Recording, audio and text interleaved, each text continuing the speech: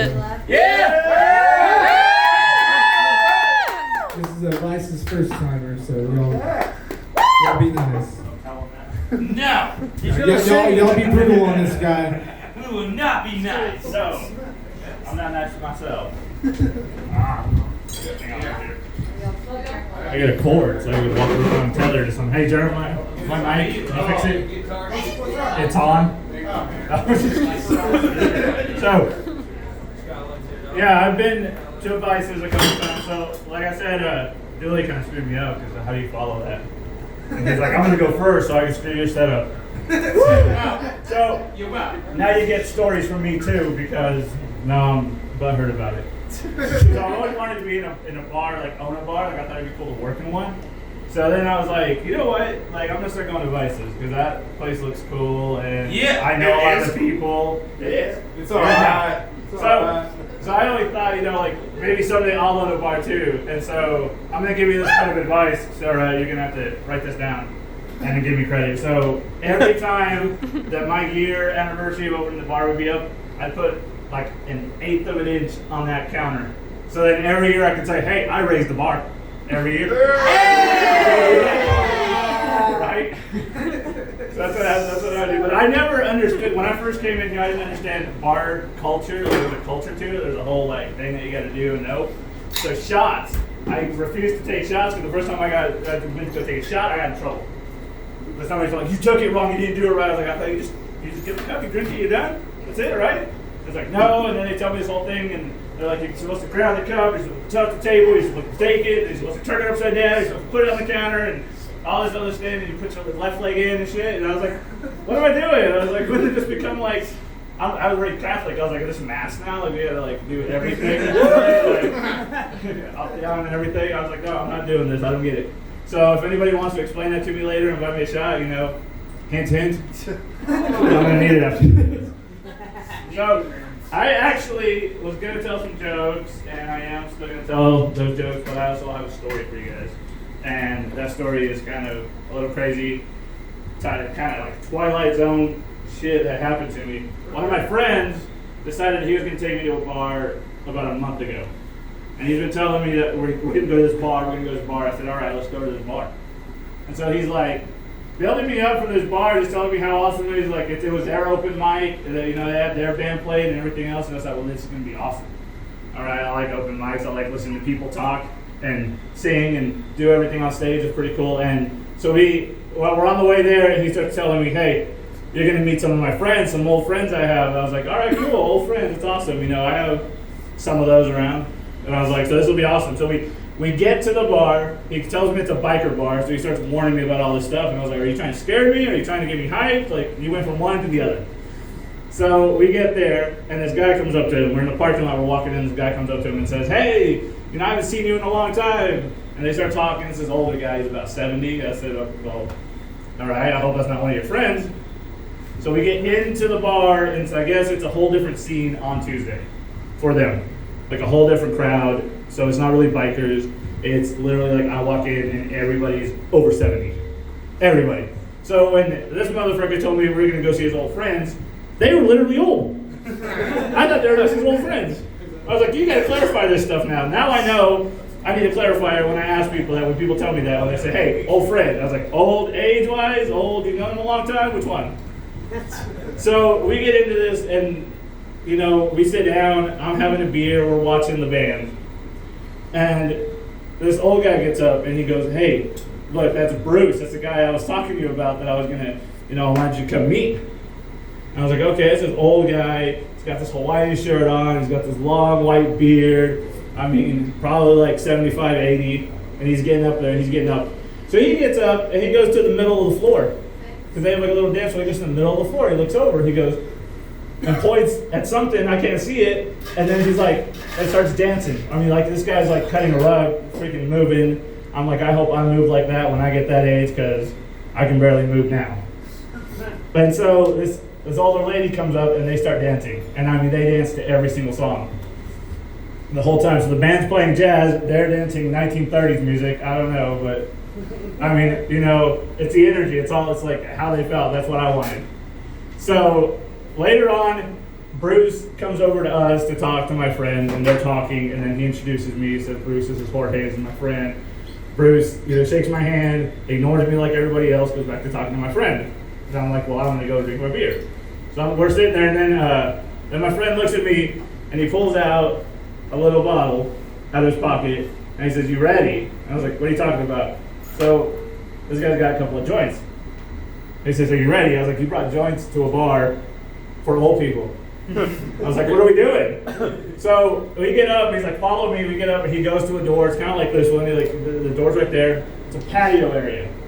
So we get out there, so I thought, okay, maybe there's kids our age or a little closer that are out there, something's going on. So we get out there, and we're looking around, and I wish I could make this up. There is a circle going, and it was nothing but old people. Just in this circle, out here, smells like weed.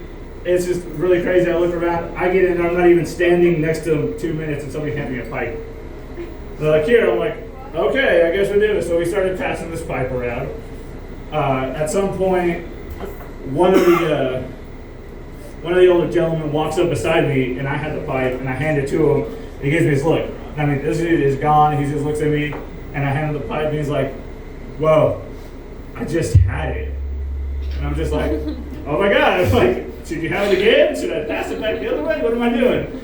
So I'm watching, trying to observe this thing, because I'm just like, I'm in the twilight zone here. Like, I'm sure if I come back to this bar any other day without him, there's going to be bikers here, and I'm going to end up joining a gang, and I'm going to have to go up to him and be like, I guess I'm moving, because now I'm a free spirit, and I joined these guys. So we're just sitting there, and we're still going, and this guy's going off. And the thing that I find funny about weed smokers is, like, the avid ones, they like to name their weed these crazy Willy Wonka names for it. And I can't even keep up. So they're like, this strain is this, and this is this, and you got like razzleberry and fruity pop and all this other stuff. And I was like, are you giving me weed or am I getting a smoothie? Because I need to know which one. So this guy's going on. He goes on for about 5 minutes just telling me which weed store to go to, which strain to get, who to talk to get it. He's like a 70-year-old guy. So I was like, all right, that's cool. You know your weed. Like, at least you can remember something. Maybe that's a good thing at that age. I don't know. So I'm watching him, and then I'm watching the whole thing, and then I watch this older lady come up to my friend and start hitting on him like this 80-year-old.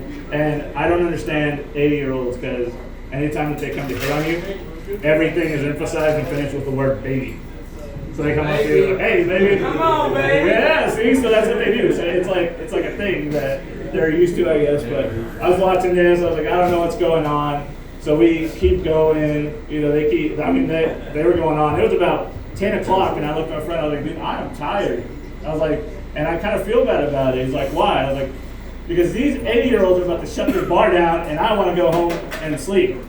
I was like, it's like 10:30. I'm probably going to get home at 12. That's what I'm thinking about in my head right now. I was like, it's going to take me an hour to drive home, and then I'm going to get there, and probably got to go feed the dogs, and like another hour before I get to go to sleep. But these guys don't even care. They're going to be there until 2 in the morning. They might actually wake up there. So we started going home. We started getting ready to go home, because that was the whole thing. I was like, dude, that was trippy. Do not do that to me ever again. Like, warn me. Give me a pamphlet or something. Let me know what's going on. So we're on the way home, and I said, dude, that dude knew more than you did, and you never stopped talking about weed. And he said, oh, yeah. That guy's really cool, though, because he owns his own medical practice. He's actually a doctor. And I said, oh, well, that's cool. And then he starts telling me that this is the guy that he got his license from.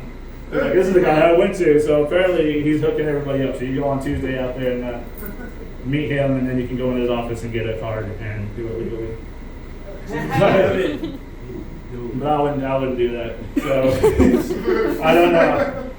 If you go at the wrong time on the wrong day, and it's Oklahoma, so depending on the weather, it might not be the same crowd.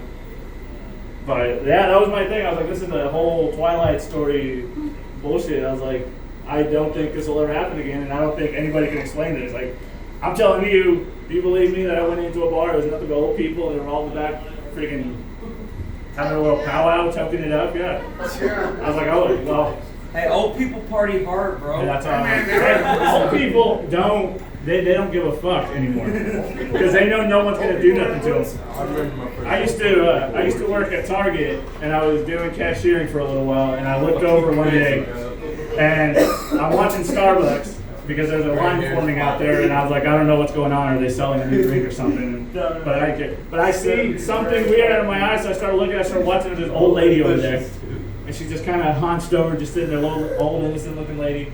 And I see her bend her head down, and I can hear it. That's how audible it was. I could hear it. She lets that cloud go. Big old cloud of vapor.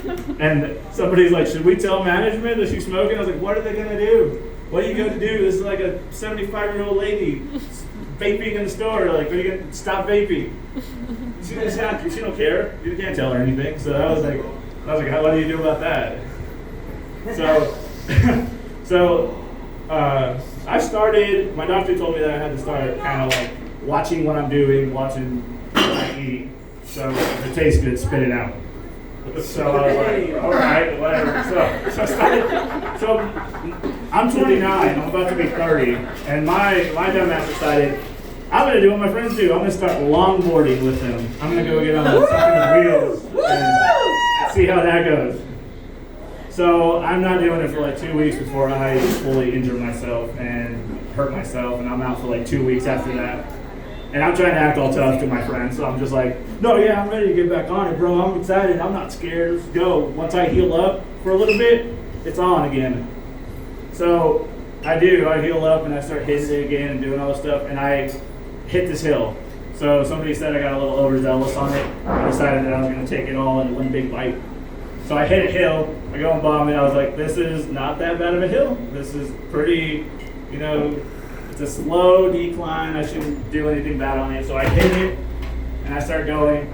And the first thing that I thought of is I need somebody to watch this intersection because I don't want to hit a car. I was like, I've seen enough videos, and I'm not paying for that insurance. So I have somebody stand at that corner. I go all the way up to the top of the hill. I put my board down, look at them, they give me the thumbs up. I mess with my board some more. I look up, they look at me, they give me the thumbs up. I keep playing with that board. So finally I decided, I just need to do it. Commit, that's what they say, is just commit to what you're doing and get down there. So I start going down this hill. I get about 10 feet down. I didn't look down it when I was up there, I just said, let's do it. So I start going about 10 feet in. I'm pretty good, I'm just like, I'm doing it. I wish people were seeing me, I wish I was filming this is awesome.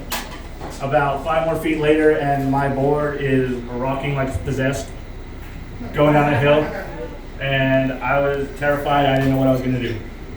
And so the first instinct was, I'm going to get low, and I'm going to look at where I'm going to fall.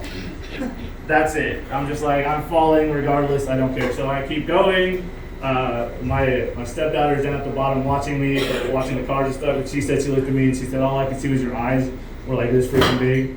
And you were just stiff. You were just, and in my mind, I got low and I got ready and I was braced and I looked cool. When she tells the story, I was standing there terrified like a scarecrow. So, well, I'll let you decide which one you want to believe. So, like, I make it. I get to the bottom and I pass her and I make it and it smooths out and I'm going and I'm just like, I made it. What else am I supposed to do?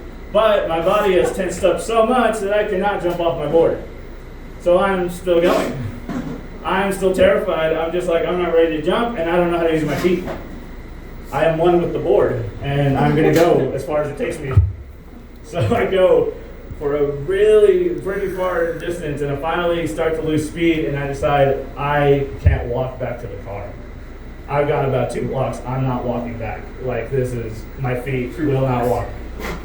Yeah, you'd think so. But my body was like, we're not walking, we're not doing anything, you almost killed us.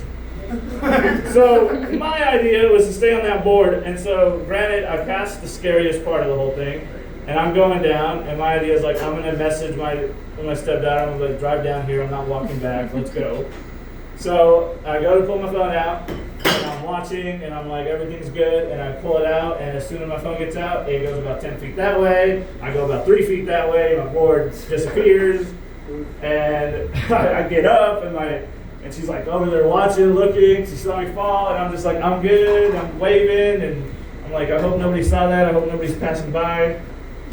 And so she drives by, and she goes, what happened? I was like, I saw you fall, what happened? Did you like get too much speed? I was like, I wasn't even moving. I just hit a rock. But how do you say that? Like, that's the thing that hurts you the more is when you fall when you're not supposed to, like nothing's going on, nothing's wrong, you fall. So after this incident, I found out that my body has a weird way of reacting to anything that raises my adrenaline or excites me now.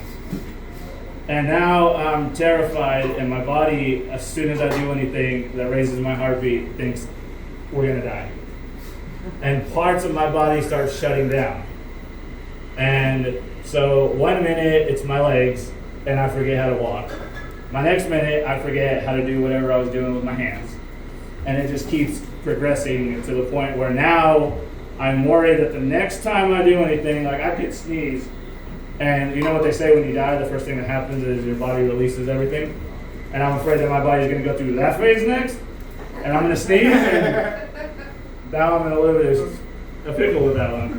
That's what I'm really afraid of. So I've been on this whole diet, doing the longboarding, trying to lose weight. I've started losing weight, but you guys ever get to those points where you feel yourself that day? You're like walking by a mirror, you see a reflection somewhere, you feel yourself, you're like, oh my God, I look pretty good, look at that. And you like start posing in front of the mirror, and you're like, I'm gonna take pictures, this is perfect selfie time. And the light's right and everything's good, you just take your phone out. You just start taking those pictures. And then you get it. And I'm a guy, so I'm weird. So I see like the Calvin Klein models and underwear models, and I'm just like, I could do that. Right now, I can't, obviously, I'm good. I could do that. So I start posing, I like pull my pants down a little bit, and I'm like, yeah, take that picture, you can see my underwear line. So then I'm like, you know what, let's just go all the way. So I undo the pants, and I open them, and I'm looking in the mirror, and I'm just like, all right, cool. And then I start pulling down, like you can see the top of my butt. Let's just do that. And I start popping it out, trying to get that little bubble butt. So I'm taking these pictures, and then finally my mind's like, well, just go all the way through with it. And so I'm like, all right, cool. So I pull my pants down even more, now you can see more of my underwear. And I'm just like, all right, cool. I'm glad I wore the red ones. And I'm just like taking the pictures. And then you get to that point where you push it too far, and you're just like, should I really take this picture? Should I really do this? And then in my mind's like, just take it all off. Just take it all off. Just take that picture, go up there and put your foot up on that counter and just take that picture. Look mean and tough. And so about this time, that's when Walmart security walked in and said, leave. Hey! That's my set, guys. Thanks so much.